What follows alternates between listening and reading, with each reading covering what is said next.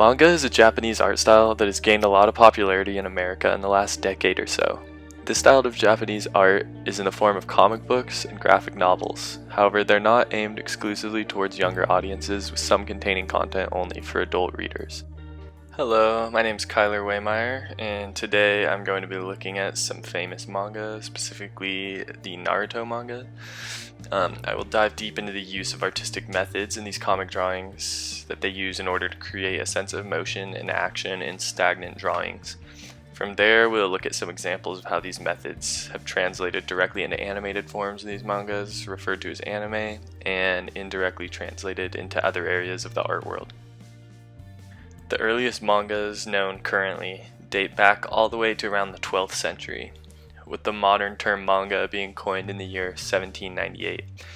Obviously, the earlier manga has some differences in comparison to modern works, so for clarification, when referring to manga, we'll be talking about more modern, post-1800s work.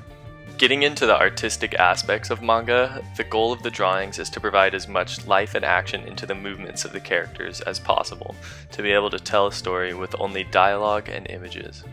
Probably the biggest way that this much detail and information is able to fit into the drawings is through the use of lines to show motion. Matthew Wilson states in his journal that expressed directionally, a line can indicate motion forward and backward, and that a line takes on significance through its relationship to context. This is exactly what the manga artists do. They put motion lines in specific areas to give context to the lines, showing that they are indicating a movement in a certain direction. You may be wondering how a line in a certain position can give the illusion of movement. When used elsewhere, it would simply be a black mark on paper. This is caused by a combination of two things. First off, the pose of the subject gives our brain an initial idea of movement. For example, a runner leaning forward with his arms and legs bent in a pose that appears to be mid-run would make you assume he's already moving. You couple this with motion lines, and it causes the viewer's eyes to travel along the path of the line, giving off a sense of movement. There are other tricks not involving lines that use patterns to give the same effect, such as a path from larger elements to smaller elements, a path from darker elements to lighter elements, a path from color to non-color, or a path from unusual to usual shapes. All of these things cause the viewer's eyes to follow that path, which gives off a sense of movement. To give a more specific example of some of these principles, I chose an art panel from the Naruto manga, chapter 485. You could see motion lines coming off of the subject showing forward motion and coupled up with their body language where you could see that they're running. That makes it clear what is happening in the scene. Around their feet, you can see water ripples, which adds more depth to the landscape around them. And then as well as in their hands, it looks like there's energy that they're holding, like some sort of light being diffused off of there.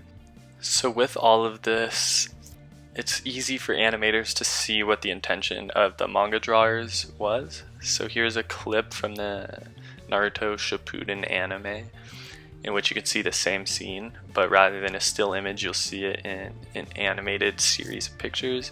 So here you can see motion lines coming off of the energy in both of their hands, as I mentioned before in the still image. You can also see the water rippling coming off of their feet. All of these help to show motion. Obviously, it's a lot easier to tell what the motion is intended to be when there's an animated series of these pictures put together. But you can really see where they derive all of this information on what the scene was supposed to be just from the use of motion lines and other similar techniques in the manga. Manga and anime are not the only art forms who use these motion lines and other similar techniques to create movement in their art. Tattoo artists frequently use this as well to give a sense of motion in these otherwise stagnant pieces of work that they do on skin. Even other art forms of drawing and painting use similar ideas to give emotion and life to their images as well. However, manga artists really seem to use this technique to its full potential, and quite frequently.